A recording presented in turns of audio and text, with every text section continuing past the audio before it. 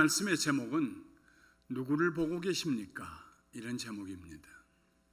신앙생활에는 일관성이 있어야 합니다. 우리의 신앙생활에 일관성이 있어야 할 가장 큰 이유는 우리가 믿는 하나님 자신이 변함없는 하나님이시기 때문입니다. 야고보서 1장 17절에 야고보 선생은 이렇게 말했습니다. 온갖 좋은 은사와 온전한 선물이 다 위로부터 빛들의 아버지께로 내려오나니 그는 변함도 없으시고 회전하는 그림자도 없으시니라. 하나님이 변함이 없으시기 때문에 하나님을 믿는 우리들도 변함이 없어야 합니다. 우리의 신앙생활에 일관성이 있어야 할 또 다른 이유는 우리에게 베푸실 하나님의 은혜 때문입니다. 사도 바울은 에베소 교회 성도들에게 보낸 편지에서 간절한 심정으로 이렇게 축복했습니다. 우리 주 예수 그리스도를 변함없이 사랑하는 모든 자에게 은혜가 있을지어다. 하나님을 변함없이, 예수 그리스도를 변함없이 일관성을 가지고 사랑하고 믿는 자들에게는 은혜가 있다는 말씀입니다.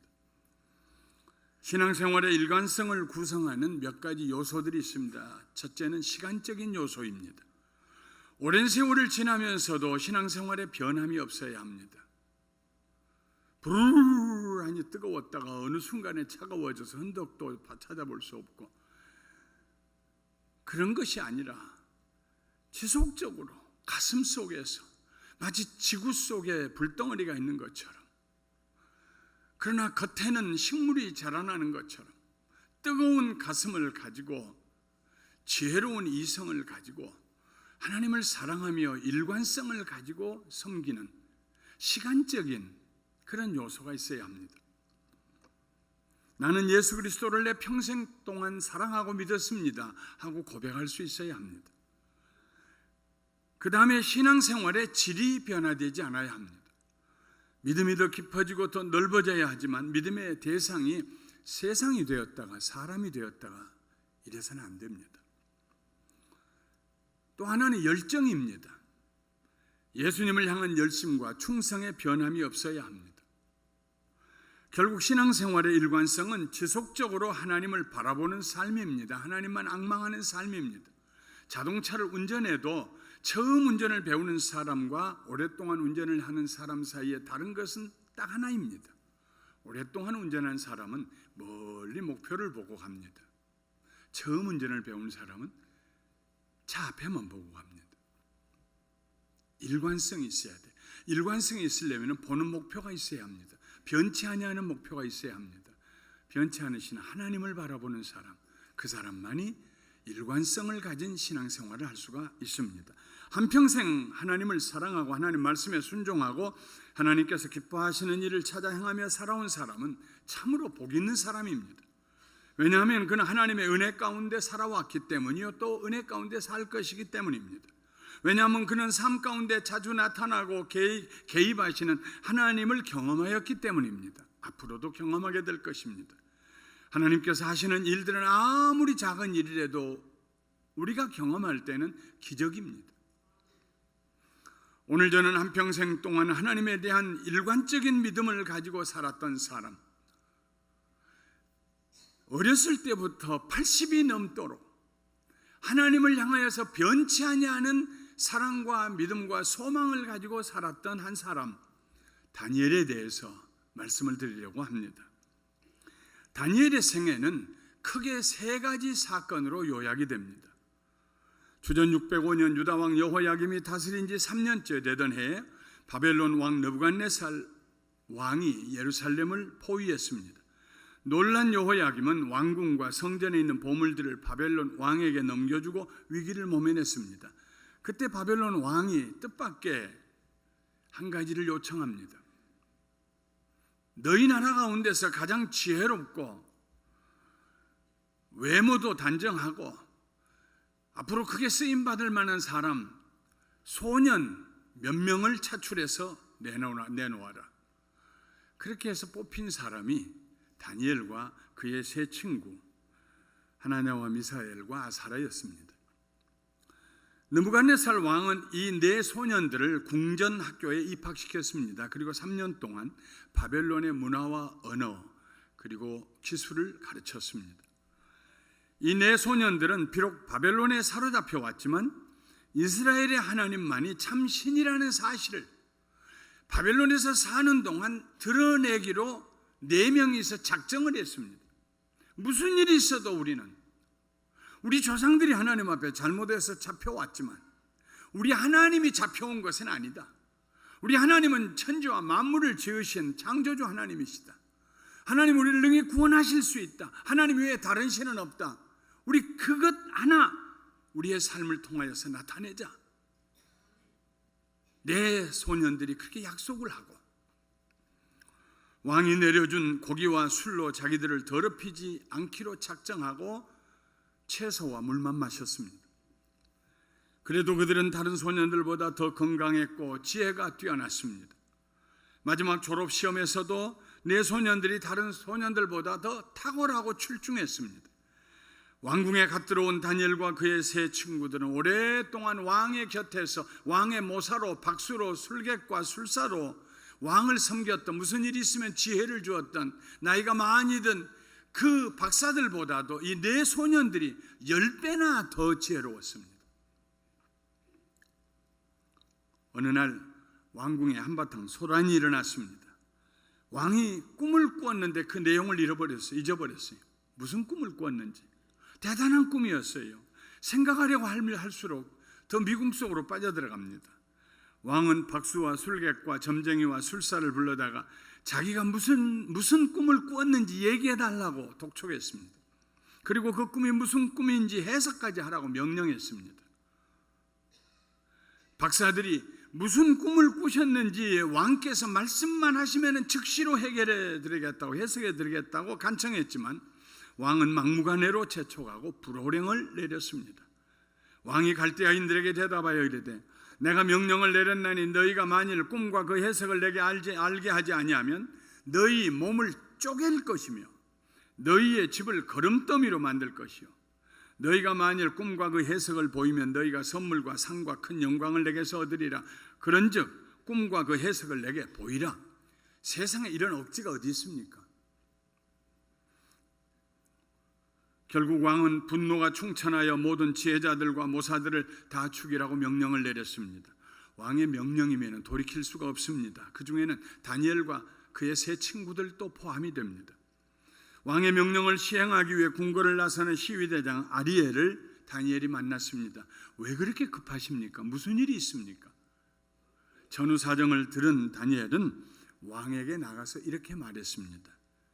시간을 주시면 왕에게 제가 그 꿈과 그 해석을 알려드리겠습니다. 그리고 다니엘은 세 친구들과 함께 하나님께 기도하기 시작했습니다. 우리의 목숨뿐만 아니라 다른 박사들의 목숨도 구해 주시옵소서. 다니엘은 먼저 약속금 끊어놓고 돈을 마련하는 사람과 같았습니다. 하나님에게 계시를 받은 것도 아닙니다. 자기도 모릅니다. 그런데 해석해 주겠다고 왕에게 약속하고 나서 하나님께 기도했어요. 때로는 믿음의 사람들은요, 약속음을 끊게 됩니다. 문제없다고, 하늘과의 선을 이룬다고, 두고 보라고, 잘 된다고 약속음 끊습니다. 그래 놓고 와서 기도합니다. 하나님께. 하나님 그 기도를 응답하십니다. 이루어집니다. 믿음 없는 사람들은 그렇게 못합니다. 다니엘의 약속음을 하나님께서 갚아주셨습니다. 첫날 기도하는 그 밤에 하나님께서 다니엘에게 환상을 보여주셨습니다. 그 환상은 바로 느부갓네살 왕이 꾸었던 꿈입니다. 꿈에서 보았던 한 큰 신상입니다. 머리는 정금이요, 가슴은 은이요, 배는 노시요, 다리는 철이요. 이것은 앞으로 되어질 인류 역사를 얘기하는 것입니다. 금과 같은 머리는 바벨론을 얘기하고, 은은 그 다음에 따라올 메데와 페르시아, 그 다음 배, 놋과 같은 배는 헬라, 그리스, 그 다음에 두 다리, 철로 된 두 다리는 로마, 그 중에 한 다리는 흙으로 되었다. 동로마와 서로마가 나누어지고 그 중에 하나는 약하게 될 것을 얘기했고, 그런데 하늘로부터 큰 돌이 하나 떠오더니 그 신상을 박살을 냈습니다. 신상은 온데간데 없어지고 돌만 온 세상을 가득 채웠습니다. 성경의 이 돌은 예수 그리스도를 말합니다. 예수 그리스도가 와서 세상 나라를 이기고 하나님의 나라를 세울 걸 말씀하고 있습니다. 왕이 꾸고 잊어버렸던 꿈을 들려주고 그리고 해석까지 해주겠다고 찾아온 다니엘에게 느부갓네살 왕이 다짐을 받습니다. 내가 꾼 꿈과 그 해석을 내가 능히 내게 알게 하겠느냐? 그때 다니엘이 이렇게 대답했습니다. 왕이 물으신 바 은밀한 것은, 꾸고 무슨 꿈인지도 잊어버린 그 은밀한 것은 지혜자나 술객이나 박수나 점쟁이가 능히 왕께 보일 수 없으되 오직 은밀한 것을 나타내실 이는 하늘에 계신 하나님이십니다. 그가 느부갓네살 왕에게 후일에 될 일을 알게 하셨나이다. 왕의 꿈 곧 왕이 침상에서 머릿속으로 받은 환상은 이러하나이다. 그리고 그 꿈을 낱낱이 자기가 꾼 것처럼 얘기하고 해석해 주었습니다. 그러자 느부갓네살 왕은 다니엘 앞에 무릎을 꿇고 절을 하면서 하나님을 높이고 이렇게 찬송했습니다. 너희 하나님은 참으로 모든 신들의 신이시요 모든 왕의 주제시로다. 내가 능히 이 은밀한 것을 나타내었으니 내 하나님은 또 은밀한 것을 나타내시는 이시로다. 왕은 다니엘을 총리로 삼고 그의 세 친구들을 다니엘의 요청으로 바벨론의 지방 도를 다스리는 방백으로 삼았습니다. 느부갓네살 왕이 하나님의 다윗의 하나님을 인정하고 높일 때에 다니엘이 얼마나 기뻤겠습니까? 얼마나 감격스러웠겠습니까? 다니엘은 그 위기의 순간에도 위기 자체를 보지 않았습니다. 생명을 뺏어가겠다고 위협하는 느부갓네살 왕의 분노에 충만한 얼굴도 보지 않았습니다. 오직 그 일을 통하여서 나타나게 될 하나님의 영광, 기회가 왔다. 하나님이 그 하나님 되심을 나타낼 시간이 우리에게 다가왔다. 기도하자. 하나님이 말씀하실 것이다. 보여주실 것이다. 이 바벨론의 왕이 하나님 앞에 무릎을 꿇고 하나님을 경배할 것이다. 하나님의 주권과 위엄만을 바라보았습니다. 물속을 보는 사람은 물 밖으로 나올 수가 없습니다. 비록 물에 빠져있지만 물 밖을 쳐다보고 땅을 쳐다보는 사람만이 물에서 건짐을 받을 수가 있습니다. 위기의 시간에 오직 하나님만 바라보았기 때문에 다니엘은 승리할 수가 있었습니다. 자신뿐만 아니라 세 친구들을 비롯하여 많은 사람들의 생명까지도 구할 수가 있었습니다. 이 일은 다니엘이 20대 초반쯤 되었을 때 일어난 일입니다. 아마도 20세 전후에서 일어났을 것입니다. 그리고 즉시로 그 나라의 총리가 됩니다. 훗날 느부갓네살 왕은 또 한 번의 꿈을 꾸게 됩니다. 이번에는 지난번과 달리 자기가 꾸었던 꿈을 기억했습니다. 그런데 바벨론의 박사들은 그 꿈을 해석할 수가 없습니다. 아마도 해석하기가 두려웠을지도 모릅니다. 그래서 왕이 다시 한번 박사장으로 있는 다니엘을 불렀습니다. 이때는 다니엘의 나이가 50여세쯤 되었을 무렵입니다. 첫 번째 꿈을 해석해 준 이후로 30여 년이 지난 세월입니다. 왕이 꾼 꿈은 이랬습니다. 땅 중앙에 나무 한 그루가 서 있는데 그 나무가 갑자기 꿈에 무럭무럭 쑥쑥 자라더니 그 높이가 하늘에 닿았습니다. 그 가지에는 온갖 새들이 깃들고 그 그늘에서 땅의 모든 짐승들이 쉼을 얻었고 그 열매로 세계 만민들이 배가 부르게 되었습니다. 대단한 나무입니다. 꿈에서나 볼 수 있는 나무입니다. 그 나무를 보면서 와, 엄청난 나무다 하는 순간 하늘로부터 내려온 한 천사가 외치는 소리가 들립니다. 그 나무를 베고 그 가지를 찍어버리고 잎사귀를 떨어버리고 그 열매를 흩어버리고 짐승들을 그 나무 아래서 몰아내고 새들을 그 가지에서 쫓아내어라. 나무를 찍어버리고, 그러나 그 그루터기는 땅에 남겨두고 철과 놋줄로 잡아맨 채 풀밭에 그대로 두어라. 이 사람이 갑자기 인칭이 달라집니다. 나무라고 하는 그것으로부터 사람이라고 하는 이 사람, this man, 바꿔지. 그 나무가 사람을 상징했어요. 이 사람이 하늘의 이슬을 맡고 땅의 식물 가운데서 짐승과 함께 살게 하라. 그가 7년 동안 사람의 마음을 갖지 않고 짐승의 마음을 갖게 될 것이다.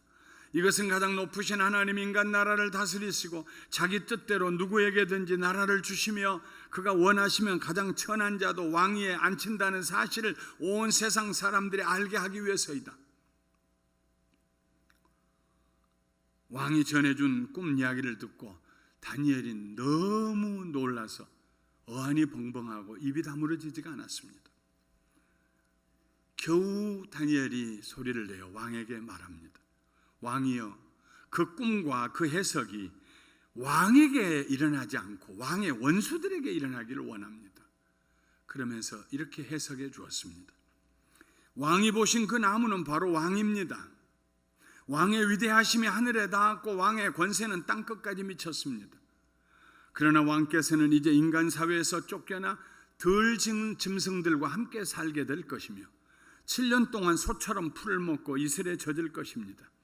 그때 왕은 가장 높으신 하나님 인간 나라를 다스리시며 누구에게든지 그가 원하는 자에게 나라를 준다는 사실을 알게 될 것입니다.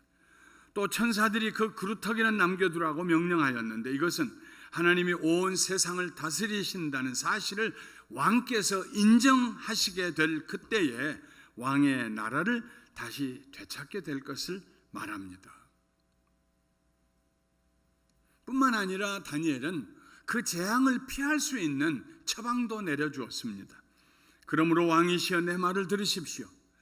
지금부터라도 죄를 버리고 옳은 일을 하며 가난한 자에게 자비를 베푸십시오. 그러면 왕이 계속해서 번영을 누리실 것입니다. 그 꿈의 해석을 들으면서 바벨론 왕이 얼마나 놀랬겠습니까? 꿈도 놀라운 꿈인데 해석도 놀라운 해석입니다. 그런데 그 경각심도 1년을 넘지 못했습니다. 결국 1년 후에 꿈이 그대로 이루어졌습니다. 훗날 짐승과 같은 7년의 세월을 지난 후에 느부갓네살 왕은 이렇게 증언했습니다. 이 모든 일은 나 느부갓네살 왕에게 일어난 일이다. 그로부터 12달 후에 다니엘이 내 꿈을 해석해 준 지 12달 후에 내가 바벨론의 궁전 옥상에서 거닐다가 이 바벨론의 궁전 옥상은 세계 7대 불가사의 중에 하나입니다. 내가 바벨론의 궁전 옥상에서 거닐다가 이 큰 바벨론 성은 영광과 위엄을 과시하기 위하여 내가 내 능력과 권세로 건설한 이 나라의 수도가 아닌가 하고 뒤따르는 신하들에게 말하는 순간에 하늘로부터 음성이 들렸다. 느부갓네살 왕아, 내가 하는 말을 들으라.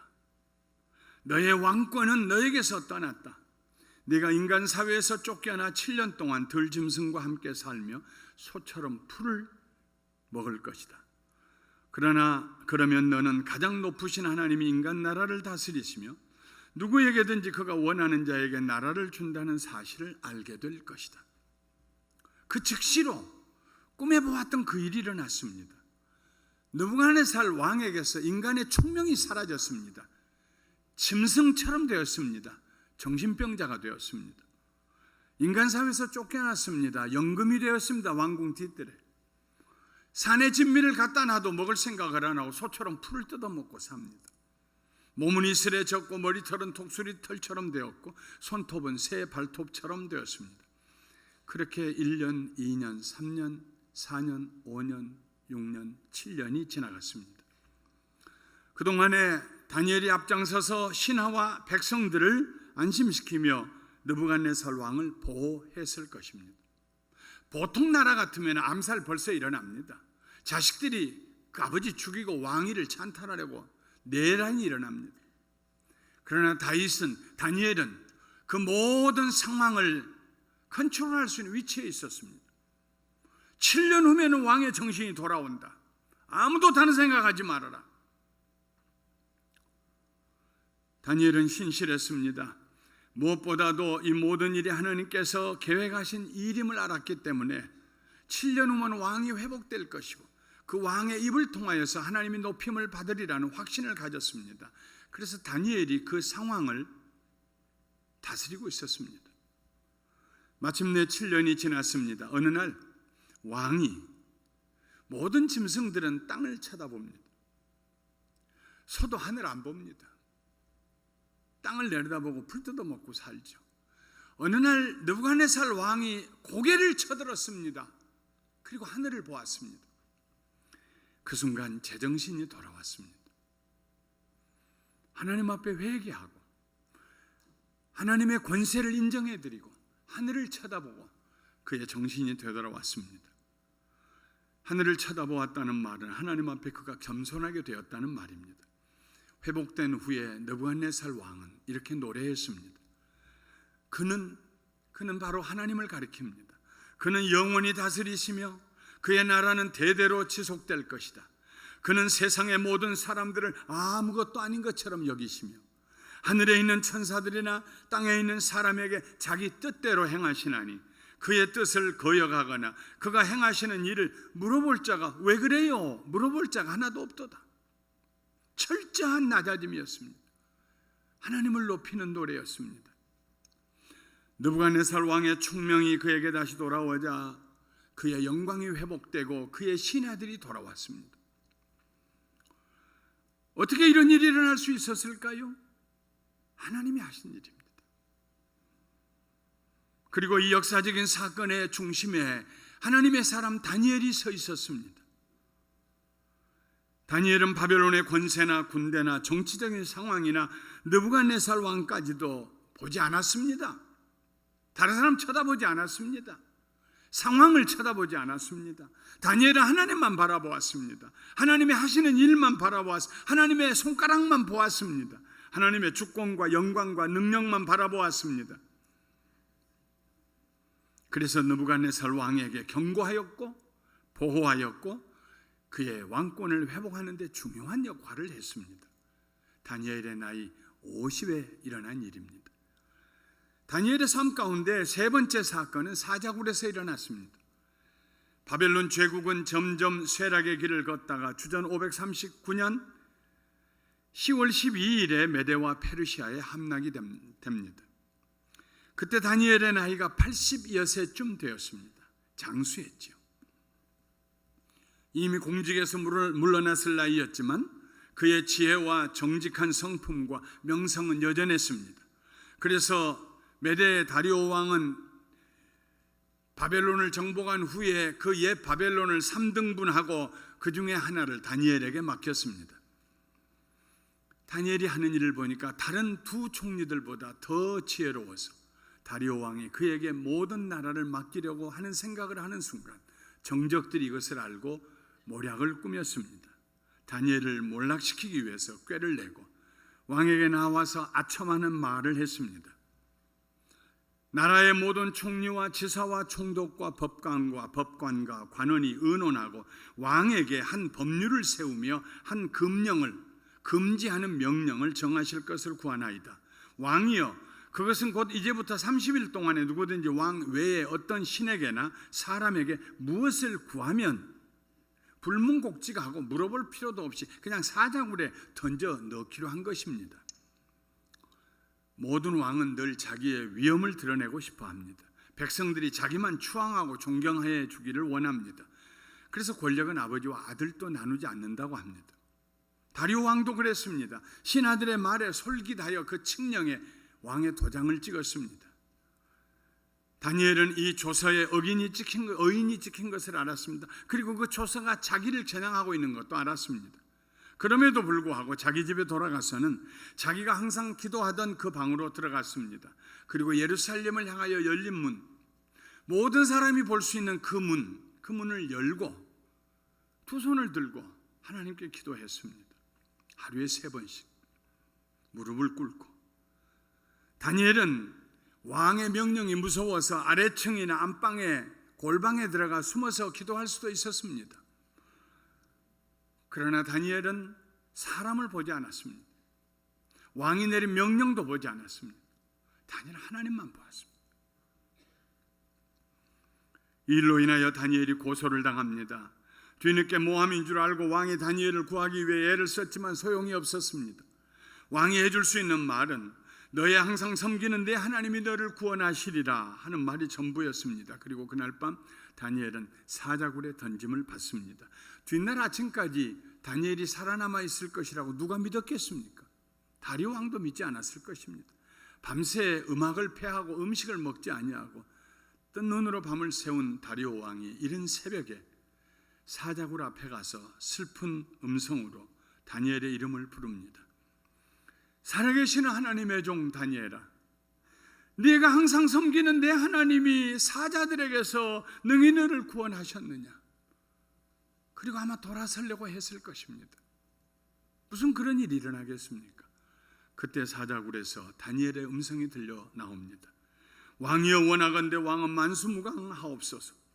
나의 하나님이 이미 그의 천사를 보내어 사자들의 입을 봉하셨으므로 사자들이 나를 상해하지 못하였사오니 내게 해를 끼치지 못하였사오니 이는 나의 무죄함이 그 앞에 하나님 앞에 명백함이오며 또 왕이여 나는 왕에게도 해를 끼치지 아니하였나이다.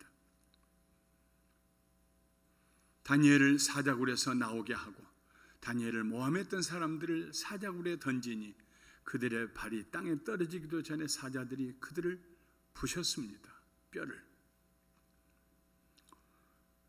다니엘로 하여금 온 메대와 페르시아의 나라를 다 다스리게 한 다리오 왕이 이렇게 그 백성들에게 칙령을 내렸습니다. 우리 한번 다니엘서 6장 24절부터 27절 말씀 한 목소리로 같이 읽어보도록 하겠습니다. 왕이 말하여 다니엘을 참소한 사람들을 끌어오게 하고 그들을 그들의 처자들과 함께 사자굴에 던져 넣게 하였더니 그들이 굴 바닥에 닿기도 전에 사자들이 곧 그들을 움켜서 뼈까지도 부셔들었더라다. 이에 다리오 왕이 온 땅에 있는 모든 백성과 나라들과 언어가 다른 모든 사람들에게 조서를 내려 이르되 원하건대 너희에게 큰 평강이 있을지어다. 내가 이제 조서를 내리노라. 내 나라 관할 아래에 있는 사람들은 다 다니엘의 하나님 앞에서 떨며 두려워할지니 그는 살아계신 하나님이시요 영원히 변하지 않으실 이시며 그의 나라는 멸망하지 아니할 것이요 그의 권세는 무궁할 것이며 그는 구원도 하시며 건져내기도 하시며 하늘에서든지 땅에서든지 이적과 기사를 행하시는 이로써 다니엘을 구원하여 사자의 입에서 벗어나게 하셨음이니라 하였더라. 다니엘은 하나님만 바라보았습니다. 자기의 지위 바라보지 않았습니다. 아이고 내 이 지위 나이 들면 노욕이라는 게 있다는데 나이 80에 이 대제국의 3분의 1을 다스리는 거면 어떤 축복이냐, 이거 지켜야지, 아무도 몰래 골방에 들어가 기도해야지, 그러지 않았습니다. 당당하게 하나님만 바라보았습니다. 사람들 의식하지 않았습니다. 왕도 의식하지 않았습니다. 사자도 의식하지 않았습니다. 오직 하나님만 의식했습니다. 오직 하나님만 바라보았습니다. 다니엘의 신앙은 일관성이 있었습니다. 그가 젊었을 때나 소년이었을 때나 50대의 중년이었을 때나 80대의 노년이었을 때나 그의 신앙에는 일관성이 있었습니다. 변함이 없었습니다. 산맥이 무엇입니까? 산이 그치지 아니하고 흘러가는 것을 산맥이라고 합니다. 다니엘의 인생의 큰 사건 3가지를 얘기했습니다만 그 사이에 있는 날들, 그 사이에 있는 시간들, 그 사이에 있는 계절들, 거기에도 일관성이 있었을 것입니다.